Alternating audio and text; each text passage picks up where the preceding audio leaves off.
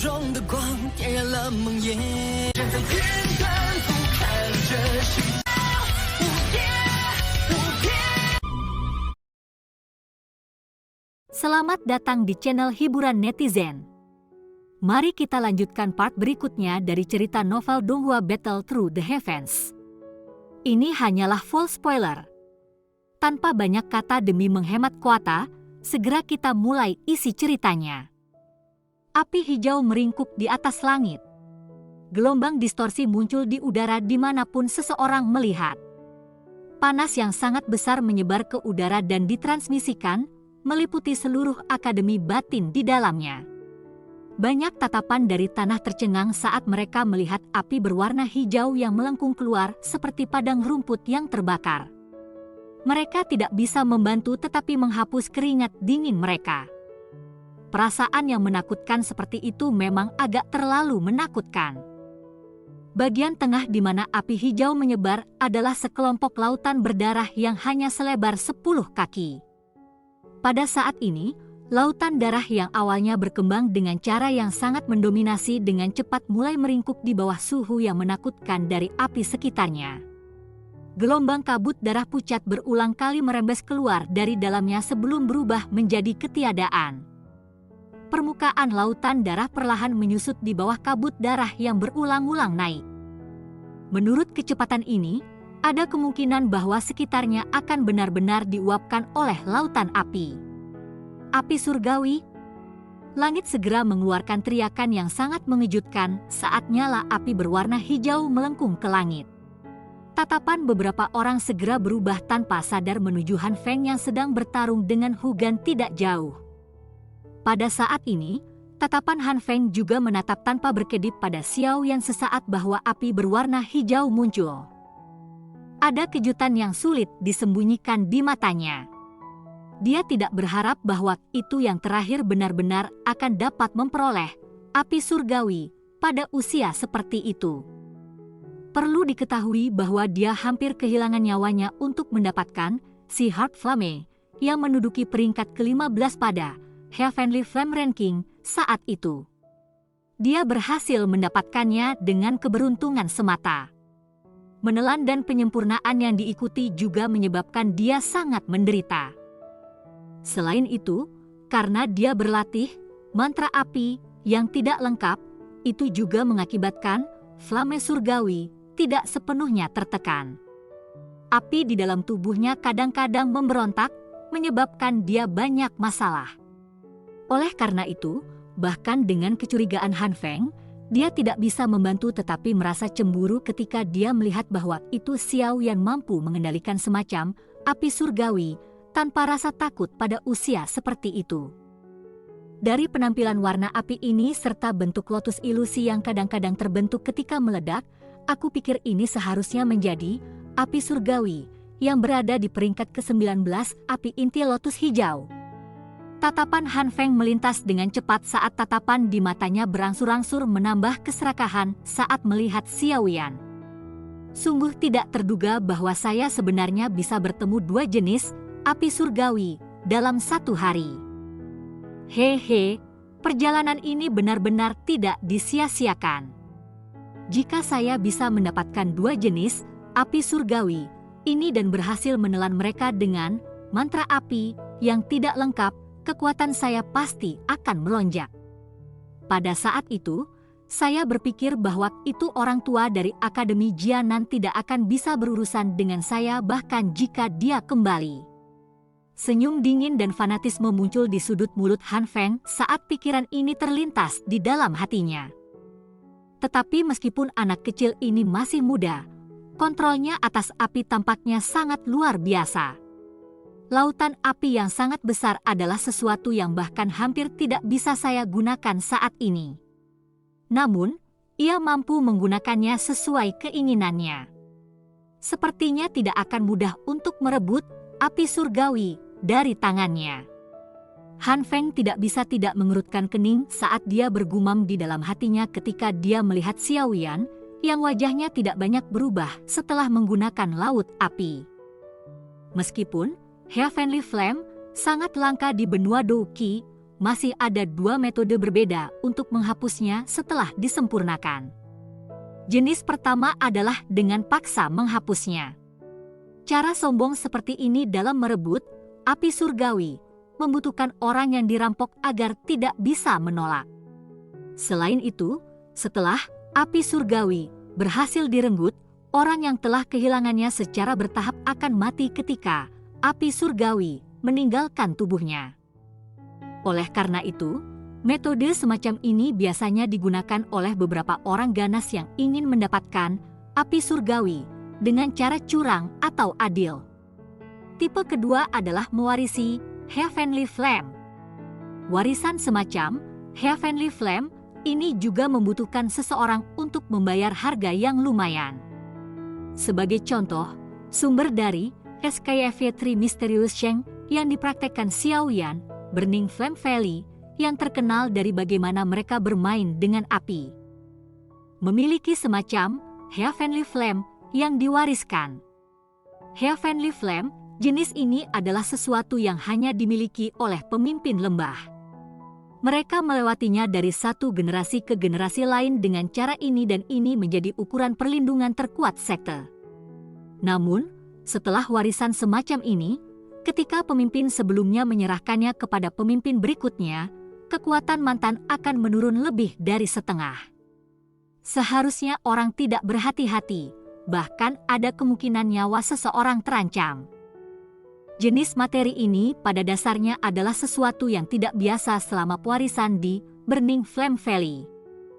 Kedua metode untuk mentransfer Heavenly Flame umumnya digunakan di benua itu. Sebagian besar ahli yang kekuatannya telah mencapai tingkat tertentu akan dapat mengetahui sedikit tentang hal itu. Mengingat kekuatan Han Feng, ia tentu memiliki kualifikasi untuk mengetahuinya.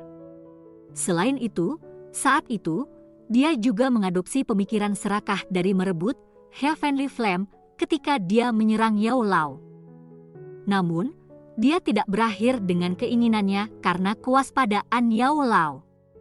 Xiaoyan di kejauhan secara alami tidak menyadari bahwa seseorang benar-benar mengingatnya setelah hanya menampilkan sedikit dari api surgawi. Ada cukup banyak orang yang tahu tentang dia memiliki api surgawi selama beberapa tahun ini. Ketika dia masih berada di Kekaisaran Jiamah, bahkan orang-orang di Asosiasi Alkemis dan Pilkinggu tahu tentang hal itu. Namun, hampir tidak ada orang yang berpikir untuk menyambarnya. Salah satu alasannya adalah karena orang-orang yang memiliki Heavenly Flame sangat sulit untuk ditangani. Alasan lain adalah bahwa orang yang ingin dengan paksa merebut Heavenly Flame juga diperlukan untuk mengambil resiko besar. Oleh karena itu, selain beberapa orang ekstrim, biasanya tidak ada orang yang akan berpikir untuk secara paksa mengambil api surgawi orang lain. Kebetulan bahwa Han Feng adalah salah satu dari orang-orang ekstrim ini.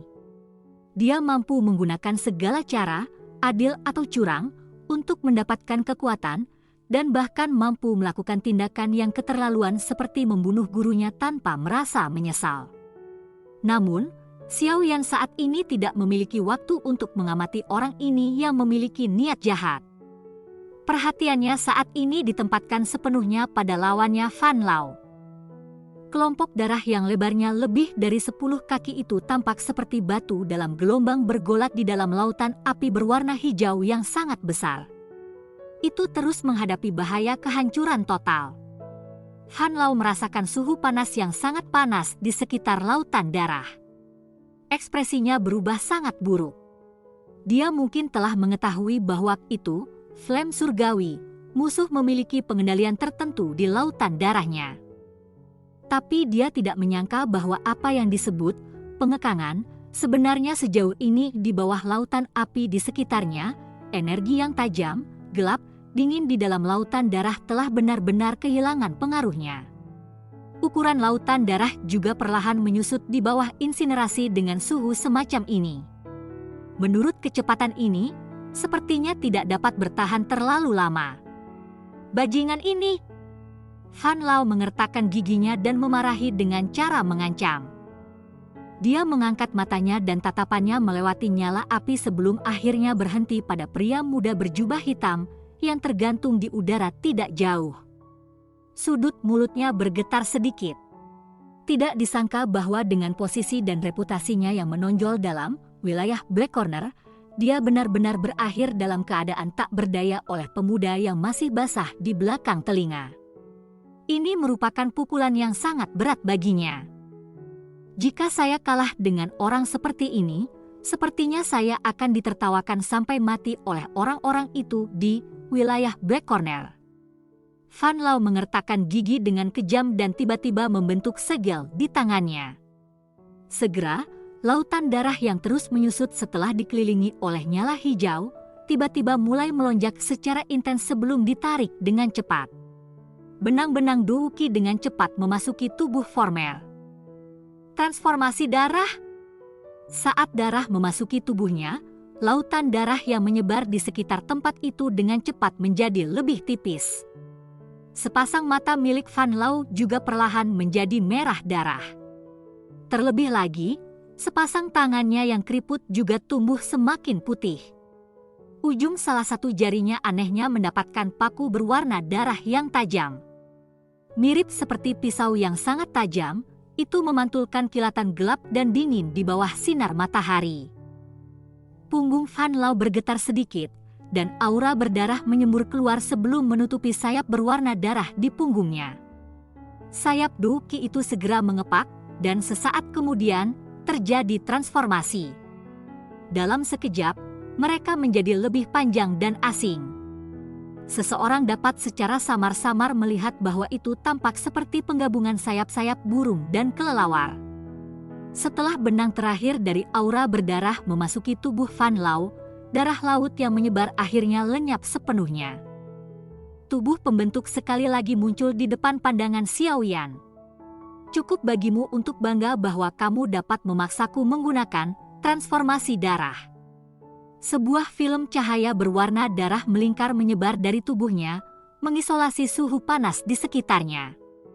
Sayap di punggung Van Lau mengepak sedikit, dan tubuhnya segera berubah menjadi petir berwarna darah yang langsung memancar keluar dari menelan api berwarna hijau. Dia muncul di tempat yang kurang dari 10 meter dari tempat Xiao Yan berada.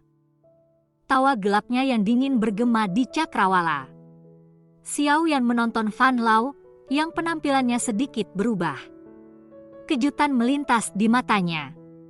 Saat ini, yang terakhir jauh lebih kuat dari sebelumnya, entah itu dalam hal aura, kecepatan, dan lain-lain. Dari kelihatannya, orang tua ini akhirnya mulai mengungkapkan kemampuan sejatinya setelah dihancurkan oleh api surgawi. Ini tidak cukup. Karena kamu telah menyimpan dendam di hatimu atas putramu yang terbunuh di tanganku, aku tidak keberatan mengirimmu untuk bertemu dengannya. Xiao Yan membentangkan tangannya dan menertawakan Van Lau. Tawa itu sangat keras dan pedih ketika mendarat di telinga kedua, menyebabkan dinginnya wajah gelapnya untuk dapat membekukan hati dan paru-paru seseorang. Xiao Yan melambaikan lengan bajunya saat dia berbicara. Segera, api berwarna hijau yang menutupi langit bergoyang dengan cepat. Akhirnya, itu sekali lagi diaglomerasi menjadi dua ular api panjang berwarna giok yang melata ke depan dan ke belakang. Mereka mengikuti jari-jarinya dan masuk ke tubuhnya. Kekuatan spiritual yang habis saat mengendalikan nyala api yang sangat besar itu cukup signifikan. Jika bukan karena dukungan kekuatan Yao Lao, Xiao Yan tidak akan bisa menggunakan apa yang dia lakukan sebelumnya, bahkan jika dia menggunakan semua kekuatannya. Oleh karena itu, ia secara alami perlu untuk pulih dari menggunakan api yang sangat besar. Kalau tidak, akan terlalu berlebihan untuk membiarkannya menghilang begitu saja antara langit dan bumi. Ini terutama untuk Xiao Yan yang masih terlibat dalam pertempuran. Van Lau menghirup nafas dalam-dalam dan melakukan yang terbaik untuk menekan niat membunuh yang melambung di dalam hatinya. Tatapannya seperti pisau tajam saat menatap tajam pada Xiao Yan yang tersenyum. Sesaat kemudian, mulutnya mengeluarkan tawa yang mendesis. Mata merah darahnya tiba-tiba melebar, dan raungan seperti guntur akhirnya membawa kemarahan yang tak tertandingi dan membunuh niat seperti yang dipancarkan. Little bastard. Jika saya tidak mencabik-cabik Anda menjadi 1000 keping, melucuti tulang Anda, dan mencabut ligamen Anda, saya mungkin juga bunuh diri di tempat.